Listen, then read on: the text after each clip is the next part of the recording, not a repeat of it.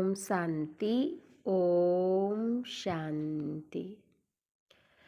24/2/25 महावाक्य बाबा कहिछन्ति, मिठे बच्चे, एही आत्मिक डाक्तरखाना तुमको अधा कल्प पाई निरोग करिदेव। तेणु एठारे तुमे माने देही अभिमानी होई बस। प्रश्न अछि, व्यवसाय इत्यादि करुथिले मध्य बाबांकर केउ निर्देश बुद्धि रे सर्वदा मने रहिबा दरकार? उत्तर अछि, बाबांकर निर्देश हेला तुमे माने कोनोसी भी साकारी बा आकारी शरीरधारी को मने पकाओ नाही। जदि सर्वदा एकमात्र निराकार बाबांकर स्मृति रहिब तेबे जाई विकर्म विनाश हेब। एथिरे केही एभली कहि पारिबे नाही कि मोते समय नाही। सबु किछि करी मध्य तुमे माने बाबांक स्मृति रे रही पारिब। ओम शांति। मधुर आत्मिक संतान मानकु बाबांकर सुप्रभात। सुप्रभात परे बाबांकु मने पकाइबा पाई कुहा जाई थाए। डाकी थांती मध्य, हे पतित पावन आसी आमको पवित्र कर। तेणु बाबा प्रथम कथा कहुछन्ति, आत्मिक पितांकु मने पकाओ। समस्तंकर आत्मिक पिता तो जड़े ही अटंती। पितांकु कौन सर्वव्यापी कुहा जाए कि?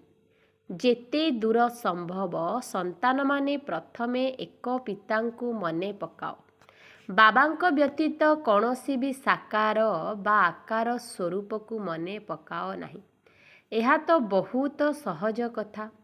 मनुष्य माने कहउछन्ति, आमे बहुत व्यस्त रहुछु, आम पाखरे समय नाही, किंतु एही जोग निमंते सबुबेले समय अछि। बाबा एथिपाई जुक्ति बताउछन्ति, एहा मध्य तुमे जानिछ जे बाबांकु मने पकाइले ही आमर पाप भस्म हेब। एहा ही हेउछि मुख्य कथा। तुमको कर्मधंदा आदि करिबा पाई मना करा जाई नाही। कर्मधंदा करी मध्य केवल बाबांकु मने पकाइले विकर्म विनाश हेब। ए कथा तो बुझुछन्ति जे आमे पतित अटु। साधु सन्थ मुनि ऋषि आदि समस्ते साधना करुछन्ति। भगवान को सह मिसिबा पाई ही साधना करा जाई थाए। सेथिपाई जे पर्यंत तांकर परिचय होई नाही, जे पर्यंत मिसी पारिबे नाही, से पर्यंत मिसी पारिबे नाही। तुमे जानिछ, दुनिया रे काहा पाखरे मध्य भगवान को परिचय नाही। देहर परिचय तो समस्तंक पाखरे अछि। बड़ जिनिसर परिचय सहजरे होई जाई थाए। बाबा आसिले ही आत्मार परिचय देइथांती। आत्मा और शरीर दुईटी जिनिस अटे। आत्मा तारका सदृश बहुत सूक्ष्म अटे। आत्मा को केही देखि पारिबे नाही। तेणु एठारे बसिबा समय रे देही अभिमानी होई बसिबाकु हेब। आधा कल्प पाई सर्वदा निरोगी हेबार एहा मध्य चिकित्सालय अटे। आत्मा तो हेउछि अविनाशी। आत्मार केबे भी विनाश होई न थाए। सबु अभिनय आत्मा ही करुछि। आत्मा कहुछि, मु केबे हेले विनाश होई न थाए। शरीर हेउछि विनाशी ओ एते समस्त आत्मा माने अविनाशी अटंती। एबे तुम बुद्धि रे एहा रहिछि जे आमे आत्मा अविनाशी अटु। आमे 84 जन्म नेउछु। एहा मध्य ड्रामा अटे। एही ड्रामा रे किए किए धर्मस्थापक केबे आसुछन्ति, केते जन्म नेउछन्ति, ए सबु तो तुमे जानिछ। 84 जन्मर जेउ गायन रहिछि ताहा निश्चिंत कौनसी गोटिए धर्मर ही होइथिबे। सबु धर्म पाई तो 84 जन्म होई पारिबो नाही। सबु धर्म एक संगरे तो आसी न थाए। आमे बसी अन्य धर्मर हिसाब काहींकी बाहर करिबा। जानिछन्ति, अमुक अमुक समय रे धर्मस्थापक माने धर्म स्थापन पाई आसी थांती। से धर्मर पुणी वृद्धि होई थाए। समस्तंकु सत प्रधानरु तम प्रधान तो हेबाकु पड़िबो। दुनिया जेबे तम प्रधान होई जाई थाए, सेतेबेले पुणी बाबा आसी सत्य प्रधान सत्ययुग स्थापन करिथांती। ଏବେ ତୁମେ ପିଲାମାନେ ଜାଣୁଛ ଆମେ ଭାରତବାସୀ ହିଁ ପୁନଃ ନୂଆ ଦୁନିଆରେ ରାଜତ୍ୱ କରିବୁ। ସେଠାରେ ଅନ୍ୟ କୌଣସି ଧର୍ମ ରହିବ ନାହିଁ। ତୁମ ସନ୍ତାନମାନଙ୍କ ଭିତରେ ମଧ୍ୟ ଯେଉଁମାନେ ଉଚ୍ଚ ପଦ ନେବା ପାଇଁ ପୁରୁଷାର୍ଥ କରୁଛନ୍ତି ସେମାନେ ଅଧିକରୁ ଅଧିକ ଯୋଗଯୁକ୍ତ ହୋଇ ରହିବା ପାଇଁ ପୁରୁଷାର୍ଥ କରୁଛନ୍ତି ଓ ସମାଚାର ମଧ୍ୟ ଲେଖୁଛନ୍ତି କି ବାବା ଆମେ ଏତେ ସମୟ ଯୋଗଯୁକ୍ତ ହୋଇ ରହୁଛୁ। କେହି କେହି ତ ଲଜ୍ଜାବଶତଃ ସମାଚାର ସମ୍ପୂର୍ଣ୍ଣ ଦେଇନଥାନ୍ତି, ଭାବିଥାନ୍ତି ବାବା କ'ଣ କହିବେ, କିନ୍ତୁ ସମାଚାର ନ ଦେଲେ ମଧ୍ୟ ଜଣା ତ ପଡ଼ିଯାଇଥାଏ ନା। ସ୍କୁଲରେ ଶିକ୍ଷକ ତ ଛାତ୍ରକୁ କହିବେ ନା ତୁମେ ପାଠ ନ ପଢ଼ିଲେ ଫେଲ୍ ହୋଇଯିବ। ଲୌକିକ ମାତା ପିତା ମଧ୍ୟ ପିଲାର ପାଠପଢ଼ା ଦେଖି ବୁଝି ଯାଇଥାନ୍ତି। ଏହା ତ ବହୁତ ବଡ଼ ସ୍କୁଲ ଅଟେ। ଏଠାରେ ତ କାହାକୁ କ୍ରମାନୁଯାୟୀ ବସାଇ ପାରିବା ନାହିଁ। ବୁଦ୍ଧି ଦ୍ୱାରା ବୁଝି ହୋଇଯାଏ। ସ୍କୁଲରେ ପିଲାମାନେ ତ କ୍ରମାନୁଯାୟୀ ରହିବେ ନା।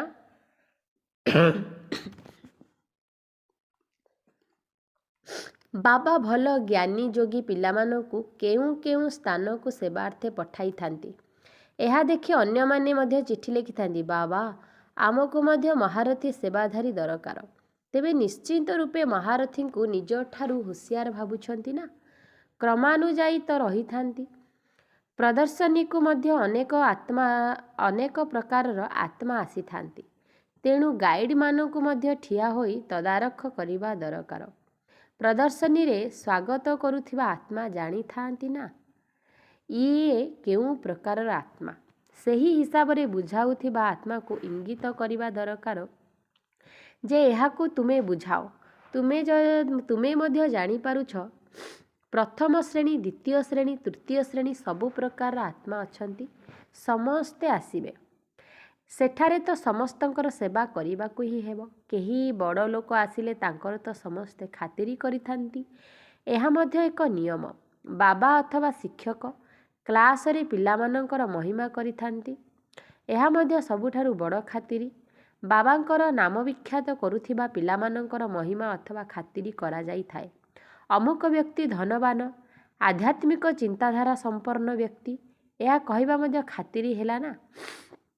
ଏବେ ତୁମେ ଏହା ଜାଣିଛ ଯେ ସବୁଠାରୁ ଶ୍ରେଷ୍ଠ ଭଗବାନ ହିଁ ଅଟନ୍ତି। ବରାବର କହିଥାନ୍ତି ଭଗବାନ ସର୍ବୋଚ୍ଚ ଅଟନ୍ତି, କିନ୍ତୁ ଭଗବାନଙ୍କର ଜୀବନ କାହାଣୀ ପଚାରିଲେ କହିବେ ସେ ସର୍ବବ୍ୟାପୀ ଅଟନ୍ତି। ବସ୍ ଏକଦମ ତଳକୁ ନେଇ ଆସି ଯାଆନ୍ତି। ଏବେ ତୁମେ ବୁଝାଇ ପାରିବ ସର୍ବୋଚ୍ଚ ଭଗବାନ ହେଉଛନ୍ତି ମୂଳ ବତନବାସୀ। ସୂକ୍ଷ୍ମ ବତନରେ ଦେବତାମାନେ ରହିଥାନ୍ତି, ଏଠାରେ ମନୁଷ୍ୟମାନେ ରହିଥାନ୍ତି। ତେଣୁ ସର୍ବୋଚ୍ଚ ଭଗବାନ ନିରାକାର ହିଁ ହେଲେ ନା। ଏବେ ତୁମେ ଜାଣୁଛ ଆମେ ଯେଉଁ ଦେବାତ୍ମାମାନେ ହୀରା ସଦୃଶ ଥିଲେ ସେହିମାନେ ହିଁ କଉଡ଼ି ତୁଲ୍ୟ ହୋଇ ଯାଇଛୁ। ପୁଣି ନିଜଠାରୁ ଭଗବାନଙ୍କୁ ମଧ୍ୟ ଆହୁରି ନିମ୍ନ ସ୍ତରକୁ ନେଇ ଯାଇଛନ୍ତି। କାରଣ ଭଗବାନଙ୍କର ପରିଚୟ ହିଁ ଜଣା ନାହିଁ। ତୁମ ଭାରତବାସୀମାନଙ୍କୁ ବାବାଙ୍କ ପରିଚୟ ମିଳୁଛି, ପୁଣି ତୁମେ ଭୁଲି ଯାଉଛ। ଏବେ ତୁମେ ସମସ୍ତଙ୍କୁ ବାବାଙ୍କର ପରିଚୟ ଦେଇ ଚାଲିଛ। ଅଗଣିତ ଆତ୍ମାମାନଙ୍କୁ ବାବାଙ୍କର ପରିଚୟ ମିଳିବ। ତୁମର ମୁଖ୍ୟ ଚିତ୍ର ହେଉଛି ହିଁ ତ୍ରିମୂର୍ତ୍ତି, ସୃଷ୍ଟିଚକ୍ର ଓ କଳ୍ପବୃକ୍ଷ। ଏହି ଚିତ୍ରରେ କେତେ ଜ୍ଞାନ ଭରି ହୋଇ ରହିଛି। ଏହା ତ ଯେ କେହି ବି କହିବେ ଯେ ଲକ୍ଷ୍ମୀନାରାୟଣ ସତ୍ୟଯୁଗର ମାଲିକ ଥିଲେ। ଆଚ୍ଛା ସତ୍ୟଯୁଗ ପୂର୍ବରୁ କ'ଣ ଥିଲା ଏକଥା ମଧ୍ୟ ଏବେ ତୁମେ ଜାଣୁଛ। ଏବେ ହେଉଛି କଳିଯୁଗର ଅନ୍ତ ଓ ପ୍ରଜାଙ୍କର ପ୍ରଜା ଉପରେ ରାଜ୍ୟ। ଏବେ ତ ରାଜ୍ୟ ତ ନାହିଁ, କେତେ ଅନ୍ତର ହୋଇଯାଇଛି। ସତ୍ୟଯୁଗ ଆଦିରେ ମଧ୍ୟ ରାଜା ଥିଲେ। ଏବେ କଳିଯୁଗ ଅନ୍ତରେ ମଧ୍ୟ ରାଜାମାନେ ଅଛନ୍ତି। ଭଲେ ରାଜାମାନେ ପବିତ୍ର ନୁହନ୍ତି। ପୁଣି କେହି କେହି ପଇସା ଦେଇ ଉପାଧି ନେଇ ଯାଇଥାନ୍ତି। ବାସ୍ତବରେ ମହାରାଜା ତ କେହି ବି ନାହାନ୍ତି, କେବଳ ଉପାଧି କିଣି ନେଇଥାନ୍ତି। ଯେପରି ପଟିଆଲାର ମହାରାଜା, ଯୋଧପୁର ମହାରାଜା, ବିକାନିର ମହାରାଜା ନାମ ତ ଦିଆଯାଇଥାଏ ନା। ମହାରାଜା ନାମ ଅବିନାଶୀ ପ୍ରଚଳିତ ରହିଛି। ପ୍ରଥମେ ପବିତ୍ର ମହାରାଜାମାନେ ଥିଲେ, ଏବେ ଅପବିତ୍ର ମହାରାଜା ଅଛନ୍ତି। ମହାରାଜା ଅକ୍ସର ପ୍ରଚଳିତ ହୋଇ ଆସୁଛି। ଏହି ଲକ୍ଷ୍ମୀ ନାରାୟଣଙ୍କ ପାଇଁ କୁହାଯିବ ଇଏ ସତ୍ୟଯୁଗର ମାଲିକ ଥିଲେ। ପୁଣି ସେହି ରାଜ୍ୟ କିଏ ନେଇଗଲେ? ଏବେ ତୁମେ ଜାଣୁଛ କିପରି ରାଜତ୍ୱର ସ୍ଥାପନା ହେଉଛି। ବାବା କହୁଛନ୍ତି ମୁଁ ତୁମକୁ 21 ଜନ୍ମ ପାଇଁ ପାଠ ପଢ଼ାଉଛି। ଦୁନିଆର ଛାତ୍ରମାନେ ତ ପାଠ ପଢ଼ି ଏହି ଜନ୍ମରେ ବାରିଷ୍ଟର ଆଦି ହୋଇଥାନ୍ତି। ଏବେ ତୁମେ ପାଠ ପଢ଼ି ଭବିଷ୍ୟତର ମହାରାଜା ମହାରାଣୀ ହେଉଛ। ଡ୍ରାମାର ଯୋଜନା ଅନୁଯାୟୀ ନୂଆ ଦୁନିଆର ସ୍ଥାପନା ହେଉଛି। ଏବେ ହେଉଛି ପୁରୁଣା ଦୁନିଆ। ଭଲେ କେତେ ବି ସୁନ୍ଦର ସୁନ୍ଦର ବିଶାଳ ମହଲ ତିଆରି କରୁଛନ୍ତି, କିନ୍ତୁ ଏବେ ହୀରାନୀଳାର ମହଲ ତିଆରି କରିବାର ସାମର୍ଥ୍ୟ କାହା ପାଖରେ ନାହିଁ। ସତ୍ୟଯୁଗରେ ହୀରାନୀଳାର ମହଲ ତିଆରି କରିଥାନ୍ତି ନା? ମହଲ ତିଆରି କରିବାରେ କ'ଣ ସମୟ ଲାଗିଥାଏ କି? ଏଠାରେ ମଧ୍ୟ ଭୂମିକମ୍ପ ଆଦି ହେଲେ କେତେ କାରିଗର ଲଗାଇ ବର୍ଷେ 2 ବର୍ଷ ମଧ୍ୟରେ ପୁଣି ସାରା ସହର ତିଆରି କରି ଦେଇଥାନ୍ତି। ନୂଆଦିଲ୍ଲୀ ତିଆରି କରିବା ପାଇଁ ପ୍ରାୟ 8-10 ବର୍ଷ ଲାଗିଥିବ, କିନ୍ତୁ ଏଠିକାର ଶ୍ରମିକ ଓ ସେଠାକାର ଶ୍ରମିକଙ୍କ ଭିତରେ ପ୍ରଭେଦ ତ ରହିବ ନା। ବର୍ତ୍ତମାନ ନୂଆ ନୂଆ ଯନ୍ତ୍ରପାତି ଆଦି ଉଦ୍ଭାବନ ହେଉଛି। ଗୃହ ନିର୍ମାଣ ବିଜ୍ଞାନର କୌଶଳ ମଧ୍ୟ ବହୁତ ବଢ଼ିଯାଇଛି। ସବୁକିଛି ତିଆରି ହୋଇ ମିଳୁଛି। ମହଲ ସବୁ ଖୁବ୍ ଶୀଘ୍ର ତିଆରି ହୋଇ ମିଳିଯାଉଛି। ଏସବୁ କଳା କୌଶଳ ସେଠାରେ ତ ସବୁ କାମରେ ଆସିବ। ଏସବୁ ସଂସ୍କାର ସାଥିରେ ଯିବ। ଆତ୍ମାରେ ସଂସ୍କାର ତ ରହିଥାଏ ନା, ଏହି ବିଜ୍ଞାନର ସଂସ୍କାର ମଧ୍ୟ ସାଥିରେ ଯିବ। ତେଣୁ ବାବା ଏବେ ପିଲାମାନଙ୍କୁ ବୁଝାଉଛନ୍ତି କି ପିଲାମାନେ ପବିତ୍ର ହେବାର ଅଛି ତ ବାବାଙ୍କୁ ମନେ ପକାଅ। ବାବା ମଧ୍ୟ ଗୁଡ୍ ମର୍ଣ୍ଣିଂ କରି ପୁଣି ଶିକ୍ଷା ଦେଉଛନ୍ତି। ପିଲାମାନେ ବାବାଙ୍କର ସ୍ମୃତିରେ ବସିଛ। ଚାଲିବା ବୁଲିବା ସମୟରେ ବାବାଙ୍କୁ ମନେ ପକାଅ, କାହିଁକି ନା ଜନ୍ମ ଜନ୍ମାନ୍ତରର ପାପର ବୋଝ ମୁଣ୍ଡ ଉପରେ ରହିଛି।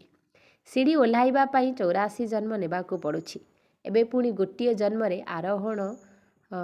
ଆରୋହଣ କଳା ହେଉଛି। ବାବାଙ୍କୁ ଯେତେ ଅଧିକ ମନେ ପକାଇ ଚାଲିବ, ସେହି ଅନୁସାରେ ଖୁସି ମଧ୍ୟ ରହିବ ଓ ଶକ୍ତି ମଧ୍ୟ ମିଳିବ। ବହୁତ ସନ୍ତାନମାନେ ଅଛନ୍ତି ଯେଉଁମାନଙ୍କୁ ଆଗ ଧାଡ଼ିରେ ରଖାଯାଉଛି, କିନ୍ତୁ ସେମାନେ ବିଲକୁଲ ବାବାଙ୍କୁ ମନେ ପକାଉ ନାହାନ୍ତି। ଭଲେ ଜ୍ଞାନରେ ଆଗୁଆ ଅଟନ୍ତି, କିନ୍ତୁ ଯୋଗର ଯାତ୍ରା ନାହିଁ। ବାବା ତ ପିଲାମାନଙ୍କର ମହିମା କରିଥାନ୍ତି। ବ୍ରହ୍ମା ବାବା ମଧ୍ୟ ପ୍ରଥମ ନମ୍ବରରେ ଅଛନ୍ତି। ତେଣୁ ନିଶ୍ଚିନ୍ତ ରୂପେ ମେହନତ କରିଥିବେ ନା। ତୁମେ ସର୍ବଦା ଭାବ ଯେ ଶିବ ବାବା ବୁଝାଉଛନ୍ତି, ତେବେ ବୁଦ୍ଧିଯୋଗ ତାଙ୍କ ସହ ଲାଗି ରହିବ। ବ୍ରହ୍ମା ବାବା ମଧ୍ୟ ଶିଖୁଥିବେ ନା, ତଥାପି ମଧ୍ୟ କହୁଛନ୍ତି ଶିବ ବାବାଙ୍କୁ ମନେ ପକାଅ। କାହାକୁ ମଧ୍ୟ ବୁଝାଇବା ପାଇଁ ଚିତ୍ର ରହିଛି। ଭଗବାନ କହୁଛନ୍ତି ନିରାକାରଙ୍କୁ, ସେ ଆସି ଶରୀରର ଆଧାର ନେଉଛନ୍ତି। ଏକ ଭଗବାନଙ୍କର ସନ୍ତାନ ଆମେ ସମସ୍ତେ ଆତ୍ମା ରୂପରେ ଭାଇ ଭାଇ ଅଟୁ। ଏବେ ଶରୀରରେ ବିରାଜମାନ ଅଛନ୍ତି। ସବୁ ଆତ୍ମା ଅକାଳ ମୂରତ ଅଟନ୍ତି। ଏହି ଭୃକୁଟି ଅକାଳ ମୂରତ ଆତ୍ମାର ସିଂହାସନ ଅଟେ। ଅକାଳ ତଖତ ଅନ୍ୟ କୌଣସି ବିଶେଷ ଜିନିଷ ନୁହେଁ। ଭୃକୁଟି ମଧ୍ୟରେ ଆତ୍ମା ବିରାଜମାନ ହୋଇଥାଏ। ଏହାକୁ ଅକାଳ ତଖତ କୁହାଯାଏ। ଅକାଳ ମୂରତ ଆତ୍ମାର ଏହା ଅକାଳ ସିଂହାସନ। ଆତ୍ମାମାନେ ସମସ୍ତେ ଅକାଳ। ଆତ୍ମା କେତେ ସୂକ୍ଷ୍ମ ଅଟେ। ବାବା ତ ହେଉଛନ୍ତି ନିରାକାର। ସେ ନିଜର ସିଂହାସନ କେଉଁଠାରୁ ଆଣିବେ? ବାବା କହୁଛନ୍ତି ବ୍ରହ୍ମାଙ୍କ ଭୃକୁଟି ମୋର ମଧ୍ୟ ସିଂହାସନ ଅଟେ। ମୁଁ ଆସି ଏହି ସିଂହାସନର ଲୋନ୍ ନେଉଛି। ବ୍ରହ୍ମାଙ୍କର ସାଧାରଣ ବୁଢ଼ା ଶରୀରରେ ଅକାଳ ସିଂହାସନରେ ଆସି ବିରାଜମାନ କରୁଛି। ଏବେ ତୁମେ ଜାଣିଗଲଣି, ସମସ୍ତ ଆତ୍ମାମାନଙ୍କର ଏହା ସିଂହାସନ ଅଟେ। ମନୁଷ୍ୟମାନଙ୍କ କଥା କୁହାଯାଉଛି, ପଶୁମାନଙ୍କ କଥା ତ କୁହାଯାଉ ନାହିଁ। ପ୍ରଥମେ ତ ପଶୁଠାରୁ ବି ହୀନ ହୋଇଯାଇଥିବା ମନୁଷ୍ୟମାନେ ସୁଧରନ୍ତୁ। କେହି ଯଦି ପଶୁ ପକ୍ଷୀଙ୍କ କଥା ପଚାରନ୍ତି, ତେବେ କୁହ, ପ୍ରଥମେ ତ ନିଜକୁ ସୁଧାରି ନିଅ। ସତ୍ୟଯୁଗରେ ତ ପଶୁପକ୍ଷୀ ମଧ୍ୟ ବହୁତ ବହୁତ ସୁନ୍ଦର ଭଲ ହେବେ। ଆବର୍ଜନା ଆଦି କିଛି ବି କରିବେ ନାହିଁ। କଳିଯୁଗରେ ତ ରାଜମହଲରେ ପାରା କିମ୍ବା ଅନ୍ୟ ପକ୍ଷୀମାନଙ୍କର ମଳ ପଡ଼ିଥିଲେ ସ୍ୱଚ୍ଛତା କର୍ମଚାରୀମାନଙ୍କୁ ଦଣ୍ଡ ମିଳିଥାଏ ନା। ସତ୍ୟଯୁଗରେ ବହୁତ ଖବରଦାର ଥାଆନ୍ତି, ଯେପରି କୌଣସି ପଶୁ ଆଦି ରାଜମହଲରେ ପ୍ରବେଶ ନ କରି ପାରିବେ। ସେଥିପାଇଁ ପ୍ରହରୀ ରହିଥାନ୍ତି। ବହୁତ ସ୍ୱଚ୍ଛତା ରହିଥାଏ। ଲକ୍ଷ୍ମୀନାରାୟଣଙ୍କ ମନ୍ଦିରରେ କେତେ ସ୍ୱଚ୍ଛତା ରହୁଛି। ଶଙ୍କର ପାର୍ବତୀଙ୍କ ମନ୍ଦିରରେ ପାରା ରହୁଥିବାରୁ ବର୍ଣ୍ଣନା ମଧ୍ୟ କରିଛନ୍ତି। ତେବେ ନିଶ୍ଚିନ୍ତ ଅପରିଷ୍କାର କରୁଥିବେ ନା। ଶାସ୍ତ୍ରରେ ତ ଅନେକ ମନଗଢ଼ା କଥା ଲେଖି ଦେଇଛନ୍ତି। ଏବେ ବାବା ପିଲାମାନଙ୍କୁ ବୁଝାଉଛନ୍ତି। ସେମାନଙ୍କ ମଧ୍ୟରେ ମଧ୍ୟ ବହୁତ କମ୍ ସଂଖ୍ୟକ ଆତ୍ମା ଧାରଣ କରିଥାନ୍ତି। ବାକି ଅନ୍ୟମାନେ କିଛି ବି ବୁଝନ୍ତି ନାହିଁ। ବାବା ପିଲାମାନଙ୍କୁ କେତେ ସ୍ନେହରେ ବୁଝାଉଛନ୍ତି, ପିଲାମାନେ ବହୁତ ମିଷ୍ଟଭାଷୀ ହୁଅ। ମୁଖରେ ସର୍ବଦା ଜ୍ଞାନରତ୍ନ ଉଚ୍ଚାରଣ କରିଚାଲ। ତୁମେମାନେ ରୂପବସନ୍ତ ଅର୍ଥାତ୍ ଜ୍ଞାନଯୋଗୀ ଅଟ। ତୁମର ମୁଖରୁ ପଥର ଅର୍ଥାତ୍ କଟୁବଚନ ବାହାରିବା ଉଚିତ ନୁହେଁ। ଆତ୍ମାର ହିଁ ମହିମା ହୋଇଥାଏ। ଆତ୍ମା କହିଥାଏ ଯେ ମୁଁ ରାଷ୍ଟ୍ରପତି ଅଟେ, ଅମୁକ ଅଟେ, ମୋ ଶରୀରର ନାମ ଅମୁକ। ଆଚ୍ଛା, ଆତ୍ମାମାନେ କାହାର ସନ୍ତାନ ଅଟନ୍ତି? ଏକ ପରମାତ୍ମାଙ୍କର। ତେବେ ନିଶ୍ଚିନ୍ତ ତାଙ୍କଠାରୁ ସମ୍ପତ୍ତି ମିଳୁଥିବ। ତେବେ ସେ କିପରି ସର୍ବବ୍ୟାପୀ ହୋଇପାରିବେ? ତୁମେ ଏବେ ବୁଝୁଛ ଯେ ଆମେମାନେ ମଧ୍ୟ ପ୍ରଥମେ କିଛି ଜାଣିନଥିଲୁ। ଏବେ କେତେ ବୁଦ୍ଧି ଖୋଲିଗଲା। ତୁମେ କୌଣସି ବି ମନ୍ଦିରକୁ ଗଲେ ମନରେ ମନେ ଭାବିବ ଯେ ଏସବୁ ତ ମିଥ୍ୟା ଚିତ୍ର। 10 ଭୁଜାଧାରୀ ହାତୀ ଶୁଣ୍ଢ ଥିବା କୌଣସି ଦେବୀ ଦେବତାଙ୍କର ଚିତ୍ର ଥାଏ କି? ଏସବୁ ହେଉଛି ଭକ୍ତି ମାର୍ଗର ସାମଗ୍ରୀ। ବାସ୍ତବରେ ସମସ୍ତଙ୍କର ସଦ୍ଗତି ଦାତା ଏକ ଶିବ ବାବାଙ୍କର ଭକ୍ତି ହେବା ଆବଶ୍ୟକ। ତୁମ ବୁଦ୍ଧିରେ ଅଛି ଏହି ଲକ୍ଷ୍ମୀନାରାୟଣ ମଧ୍ୟ 84 ଜନ୍ମ ନେଉଛନ୍ତି। ପୁଣି ସର୍ବୋଚ୍ଚ ପିତା ଆସି ସମସ୍ତଙ୍କୁ ସଦ୍ଗତି ଦେଉଛନ୍ତି। ତାଙ୍କଠାରୁ ଶ୍ରେଷ୍ଠ କେହି ନାହାନ୍ତି। ଏହି ଜ୍ଞାନକୁ ତୁମମାନଙ୍କ ମଧ୍ୟରେ ବି କ୍ରମାନୁଯାୟୀ ଧାରଣ କରିଥାନ୍ତି। ଧାରଣା ନ କରିପାରିଲେ ସେ ଆତ୍ମା କେଉଁ କାମର? କେହି କେହି ତ ଅନ୍ଧଙ୍କର ଲାଠି ହେବା ପରିବର୍ତ୍ତେ ନିଜେ ଅନ୍ଧ ହୋଇଯାଇଥାନ୍ତି, ଅର୍ଥାତ୍ ଜ୍ଞାନ ମାର୍ଗରୁ ଓହରି ଯାଆନ୍ତି। ଯେଉଁ ଗାଈମାନେ ଦୁଗ୍ଧ ଦିଅନ୍ତି ନାହିଁ ସେମାନଙ୍କୁ ଅକର୍ମଣୀୟ ଗାଈମାନଙ୍କ ରକ୍ଷଣାବେକ୍ଷଣ ସ୍ଥାନରେ ରଖାଯାଇଥାଏ। ଜ୍ଞାନ ମାର୍ଗରୁ ଓହରି ଯାଉଥିବା ଆତ୍ମାମାନେ ଜ୍ଞାନର ଦୁଗ୍ଧ ଦେଇପାରିବେ ନାହିଁ। ଅନେକ ଅଛନ୍ତି ଯେଉଁମାନେ କିଛି ବି ପୁରୁଷାର୍ଥ କରୁନାହାନ୍ତି, ବୁଝିନଥାନ୍ତି ଯେ ଆମକୁ ଯାଇ କାହାର କିଛି ତ କଲ୍ୟାଣ କରିବା ଦରକାର। ନିଜ ଭାଗ୍ୟ ଗଢ଼ିବାର ଚିନ୍ତା ହିଁ ନାହିଁ। ଯାହା ମିଳିଲା ସେତିକିରେ ଖୁସି ହୋଇଯାଆନ୍ତି। ତେଣୁ ବାବା ମଧ୍ୟ କହିବେ ଏହାଙ୍କ ଭାଗ୍ୟରେ ହିଁ ନାହିଁ। ନିଜର ସଦ୍ଗତି ପାଇଁ ପୁରୁଷାର୍ଥ ତ କରିବା ଆବଶ୍ୟକ। ଦେହୀ ଅଭିମାନୀ ହେବାକୁ ପଡ଼ିବ। ବାବା କେତେ ସର୍ବୋଚ୍ଚ ଅଟନ୍ତି ଏବଂ କିଭଳି ପତିତ ଦୁନିଆ ପତିତ ଶରୀରରେ ଆସୁଛନ୍ତି, ତାଙ୍କୁ ପତିତ ଦୁନିଆକୁ ହିଁ ଡାକୁଛ। ରାବଣ ଦୁଃଖ ଦେଲେ ସମ୍ପୂର୍ଣ୍ଣ ରୂପେ ଭ୍ରଷ୍ଟ କରିଦେଇଥାଏ। ସେହି ସମୟରେ ବାବା ଆସି ଶ୍ରେଷ୍ଠ କରିଥାନ୍ତି। ଯିଏ ଭଲ ପୁରୁଷାର୍ଥ କରିଥାନ୍ତି ସେ ରାଜାରାଣୀ ହୋଇଯାଇଥାନ୍ତି। ଯିଏ ଆଦୌ ପୁରୁଷାର୍ଥ କରନ୍ତି ନାହିଁ ସେମାନେ ଗରିବ ହୋଇଯାଆନ୍ତି। ଭାଗ୍ୟରେ ନଥିଲେ ପୁରୁଷାର୍ଥ ମଧ୍ୟ କରିପାରିବେ ନାହିଁ।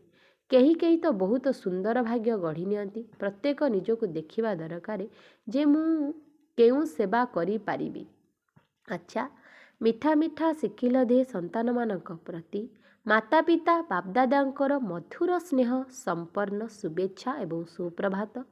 ଆତ୍ମିକ ପିତାଙ୍କର ଆତ୍ମିକ ସନ୍ତାନମାନଙ୍କୁ ନମସ୍ତେ। ଆମ ଆତ୍ମିକ ସନ୍ତାନମାନଙ୍କର ଆତ୍ମିକ ମାତା ପିତାଙ୍କୁ ନମସ୍ତେ ନମସ୍ତେ ନମସ୍ତେ। ଧାରଣା ପାଇଁ ମୁଖ୍ୟ ସାରାଂଶ ପଏଣ୍ଟ ନମ୍ବର 1 ଅଛି।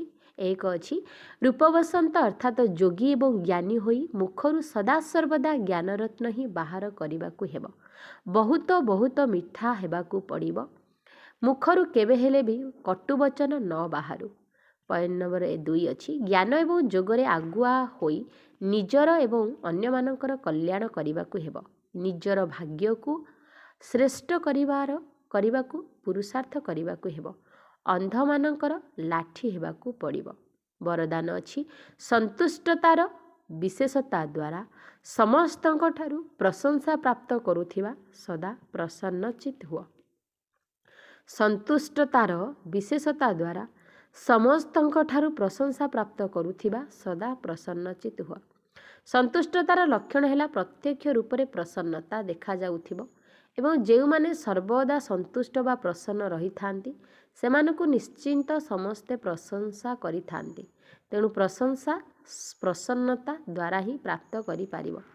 ସେଥିପାଇଁ ସର୍ବଦା ସନ୍ତୁଷ୍ଟ ଏବଂ ପ୍ରସନ୍ନ ରହିବାର ବିଶେଷ ବରଦାନ ନିଜେ ମଧ୍ୟ ନିଅ ଏବଂ ଅନ୍ୟମାନଙ୍କୁ ମଧ୍ୟ ଦିଅ। କାହିଁକି ନା ଏହି ଯଜ୍ଞର ଅନ୍ତିମ ଆହୁତି ହେଲା ସମସ୍ତ ବ୍ରାହ୍ମଣ ଆତ୍ମାମାନଙ୍କର ସଦା ପ୍ରସନ୍ନତା। ଯେତେବେଳେ ସମସ୍ତେ ସର୍ବଦା ପ୍ରସନ୍ନ ରହିବେ ସେତେବେଳେ ଯାଇ ପ୍ରତ୍ୟକ୍ଷତାର ଶବ୍ଦ ଚାରିଆଡ଼େ ଗୁଞ୍ଜରିତ ହେବ, ଅର୍ଥାତ୍ ବିଜୟର ପତାକା ଉଡ଼ିବ। ସ୍ଲୋଗାନ ନିଜେ ହୀରାତୁଲ୍ୟ ହୋଇ ଅନ୍ୟମାନଙ୍କୁ ହୀରାତୁଲ୍ୟ ହେବାର ବାର୍ତ୍ତା ଦେବା ହିଁ ହୀରକ ଜୟନ୍ତୀ ପାଳନ କରିବା। ଓମ୍ ଶାନ୍ତି, ଓମ୍ ଶାନ୍ତି।